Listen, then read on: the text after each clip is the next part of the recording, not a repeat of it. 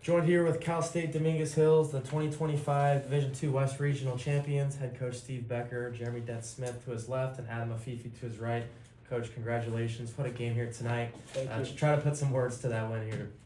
I mean, that was an incredibly high-level college basketball game. It seemed like nobody pulled away. You know, it showed us being up 10 at one point, but man, it just seemed neck and neck throughout. It was just two physical teams going at it, and both really pride ourselves on defense. The 58-61, final score is really indicative of that. So, I mean, I'll elaborate further into this about how I feel about my players, but just really grateful that we were able to come away with a win tonight.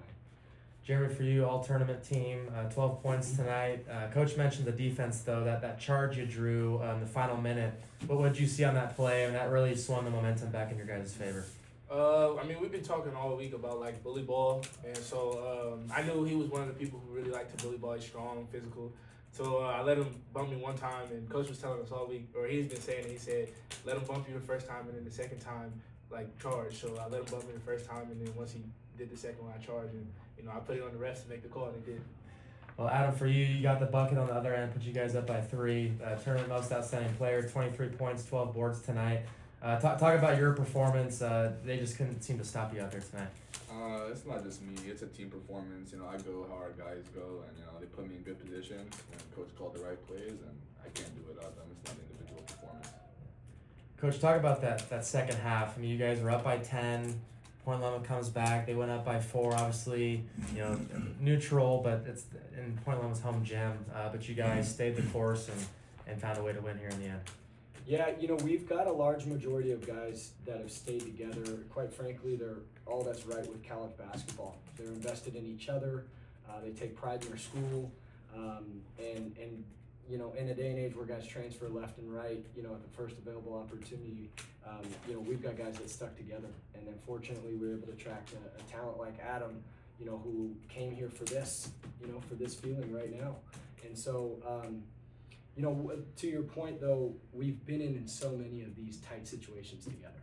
And so I think Jeremy can rely on Alex and Jordan and DJ and Dave and all the guys that have been such a focal point of this team and find comfort when the gym's loud like it was tonight and maybe an officiating call didn't go the way that we had hoped. Our guys are really comfortable in those situations. Yeah, I was just going to ask, I'll ask either one of you, but when that half-court heat goes up, does your heart stop a little bit? Because it was on a line. Yeah, we had one of those to start the year. So whenever someone shoots something like that, your heart always drops. But, we put it in God's hands. And, God, we always talk about how God has a hand on this on our team. And, that just kind of shows it right there. So. And one thing that people don't realize who've never played, you guys work on that. I mean, you do that, even if it's just kind of horsing around at the end of practice. In your mind, it might happen. Yeah, when Dave missed the 2 free throws, we were just like, okay. I mean, it's a tough shot, but, people shoot it every day in practice. But, if he hits a other line shot, then we just got to live with it. But it was a good shot. It was on line. I want to ask you about David Cheatham out there.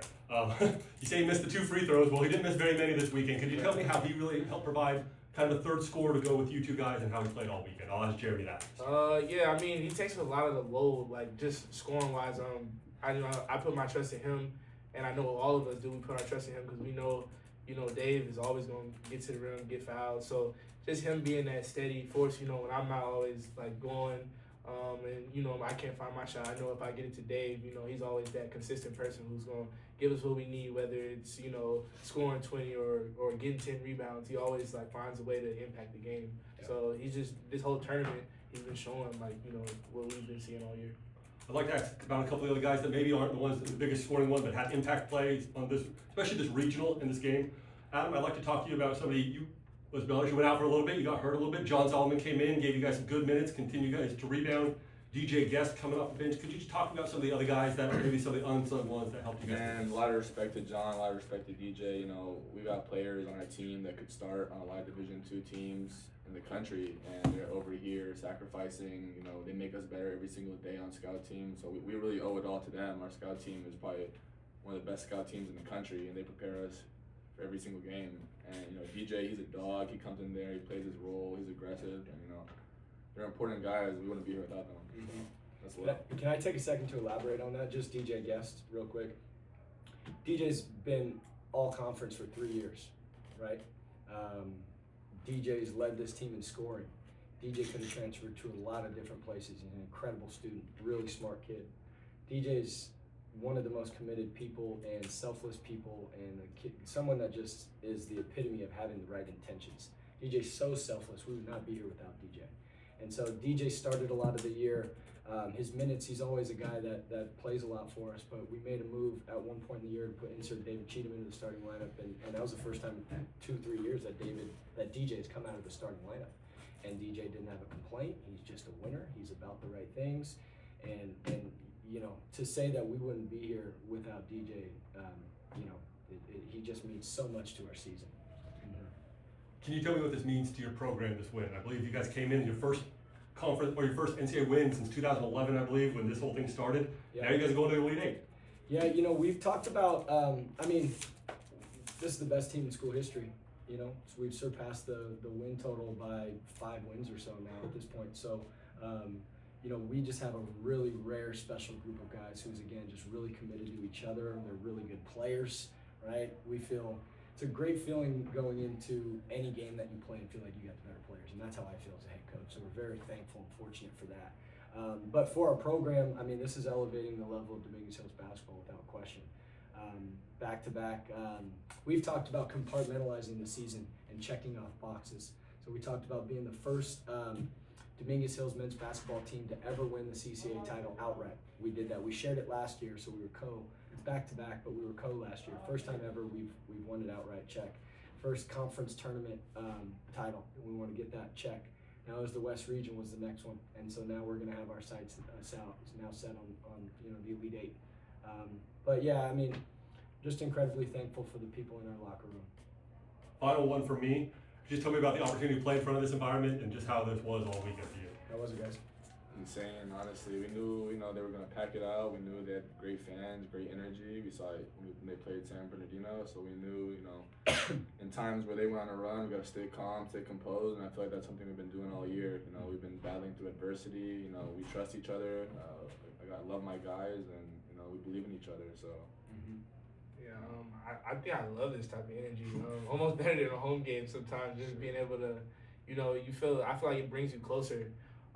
Even like, let's not even talk about their fans. Like our fans, like it's all family in the crowd. Mm-hmm. So it's one big family, and you see like guys who played here before, who, you know, kind of graduated and took their next steps, or like even like just brothers and family. It's a really big family here. And I think out of everything, that's just what's growing with us. We're becoming everybody's family. We've been here for, you know, 3-4 years with each other.